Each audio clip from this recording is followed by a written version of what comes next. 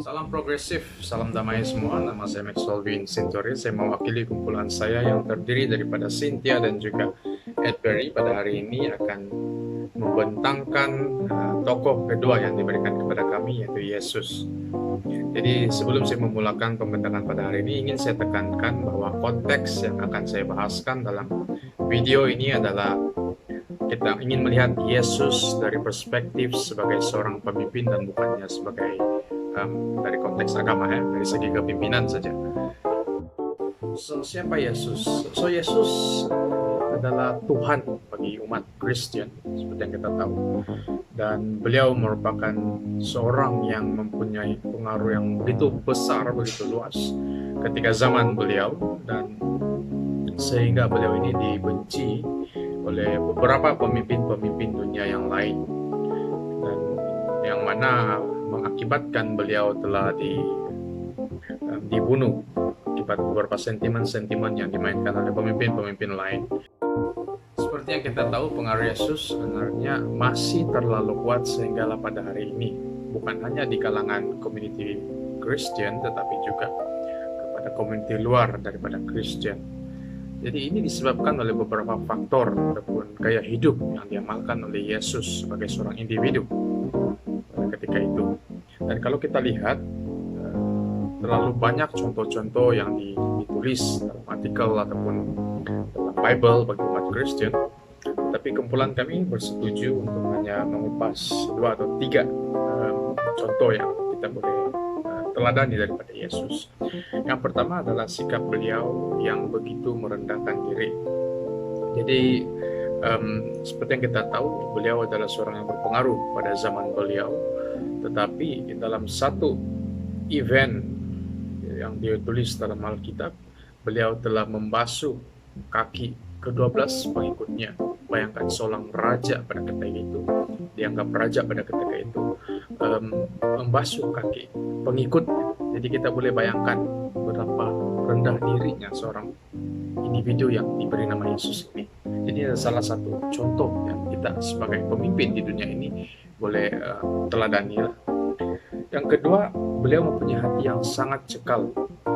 Ini terbukti apabila beliau walaupun diambang maut, diugut, ditanya di hadapan para rakyat, oleh raja, diambang maut, sudah mau mati sudah, tapi beliau tetap cekal dan terus fokus dengan matlamat utama beliau dalam hidup beliau itu menurut agama Kristen untuk menyelamatkan umat.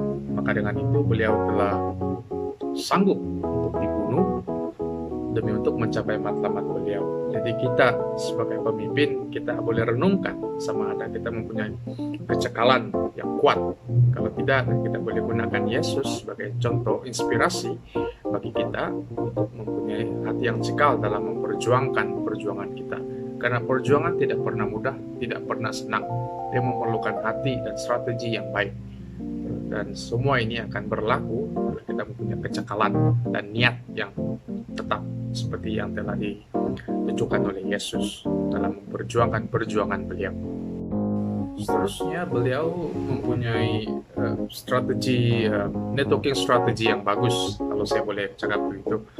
Saya ambil contoh, kenapa saya cakap mempunyai networking strategi yang bagus.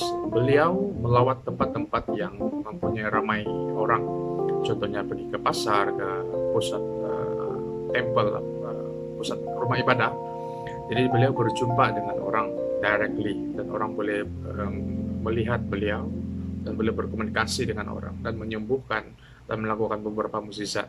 Jadi sebagai pemimpin, kita tidak harusnya duduk di satu kursi dalam satu bilik yang berhawa dingin, tetapi kita haruslah rajin turun padang, melihat apa yang berlaku di bawah sana, supaya kita boleh menilai dan bertindak untuk mengatasi apa-apa yang diperlukan oleh rakyat di bawah sana. Seterusnya, beliau tidak mau menggunakan sebarang keganasan, kekerasan dalam mencapai perjuangan beliau, mencapai cita-cita beliau. Sebagai satu contoh, ketika beliau telah diserang oleh tentara-tentara untuk menangkap beliau, ada pengikut beliau yang coba untuk melawan tentara tersebut, tetapi beliau kata jangan lawan, dan beliau lebih prefer untuk menyelesaikan masalah dengan keadaan damai, perbincangan dan sebagainya. Walaupun pada akhirnya beliau telah dibunuh, tetapi beliau telah menunjukkan kepada kita bahwa kita tidak seharusnya menggunakan kekerasan untuk melawan kekerasan, karena itu hanya akan membuat lebih banyak kebinasaan. Nah, seandainya Yesus ini tidak ada di dunia ini, seandainya Yesus tiada di dunia ini, bagi umat Kristen semestinya tiada penyelamatan. Ini adalah dari konteks agama lah. Tetapi daripada konteks luar daripada agama, seandainya tidak Yesus, mungkin tiada orang yang boleh menjadi sumber inspirasi kepada kita.